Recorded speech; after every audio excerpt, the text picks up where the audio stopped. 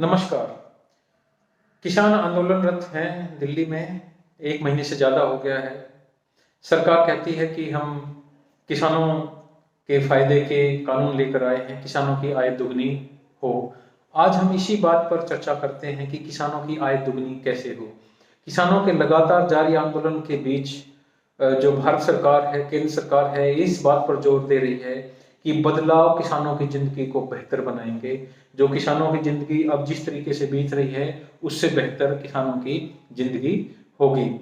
तो किस प्रकार से बेहतर बनाएँगे, इसी बात को यदि हम ध्यान करें तो 2016 में प्रधानमंत्री ने यह वादा किया था कि 2022 तक किसानों की आय दुगनी कर दी जाएगी। लेकिन क्या इस बात का कोई सबूत है कि गाँव में रहने वालों की ज़िंदगी में सकारात्मक बदलाव आए हैं? यदि हम ग्रामीण इलाकों में रहने वाले लोगों की कहें कि किसानों की हालातों की बात करें, उनकी आय कितनी है, यदि उसकी बात करें तो वर्ल्ड बैंक की रिपोर्ट के मुताबिक भारत में 40% से अधिक काम करने वाले लोग खेती से जुड़े हुए हैं।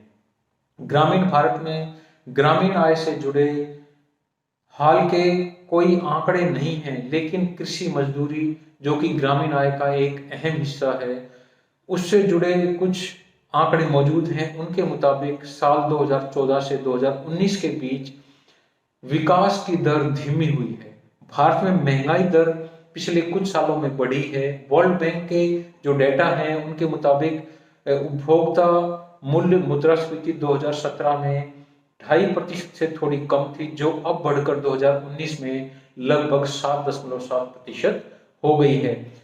इसलिए मजदूरी से मिले लाभ का कोई फायदा नहीं हुआ। Organisation for Economic Cooperation and Development की रिपोर्ट के मुताबिक 2013 से 2016 के बीच सही मायने में किसानों की आय केवल 2% ही बढ़ी है। हाँ, OECD की जो रिपोर्ट है उसके मुताबिक किसानों की आय कितनी बढ़ी है? सिर्फ 2%।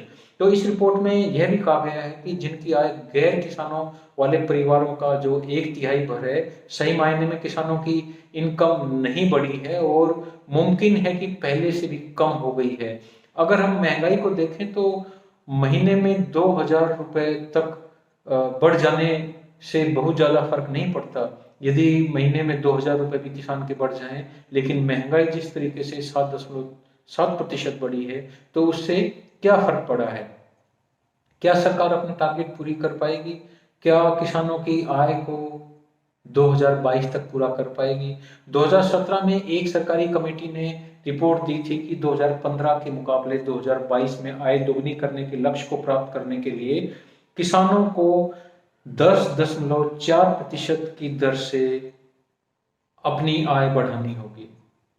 इसके अलावा यह भी कहा गया था कि सरकार को 6.39 बिलियन जो रुपए हैं वो निवेश करने होंगे एग्रीकल्चर सेक्टर में। तो 2011-12 में सरकार का कुल निवेश केवल 8.5% था। 2013-14 में यह बढ़कर 8.6% हुआ और इसके बाद इसमें गिरावट दर्ज हो गई। 2015 में यह निवेश 6 से 7% भर ही रह गया। तो यदि हम इसका दूसरा पक्ष देखें, जो किसान हैं वो कर्ज में डूबते जा रहे हैं। साल 2016 में national bank for agriculture and rural development ने एक सरकारी सर्वे में पाया था कि 3 सालों में किसानों का कर्ज करीब 2 गुना हो गया है, 2 गुना बढ़ गया है। केंद्र और राज्य सरकारों की तरफ से पिछले कुछ सालों में कोशिश की गई है कि किसानों को सीधे वित्तीय सहायता दी जाए और दूसरे कदम उठाकर भी मदद की जाए, जैसे जो फर्टिलाइजर और जो सीड्स हैं उन पर सब्सिडी दी जाए, कुछ क्रेडिट स्कीम देना। 2019 में केंद्र सरकार ने ऐलान किया कि 8 करोड़ लोगों को कैश ट्रांसफर की मदद दी जाएगी। इस स्कीम के तहत केंद्र सरकार ने ऐलान किया कि किसानों को हर साल 6,000 रुपए की मदद दी जाएगी। देश के 6 राज्य इससे पहले ही जो कैश ट्रांसफर की स्कीम थी वो चला रहे थे। तो इससे किसानों की आय तो बढ़ी है।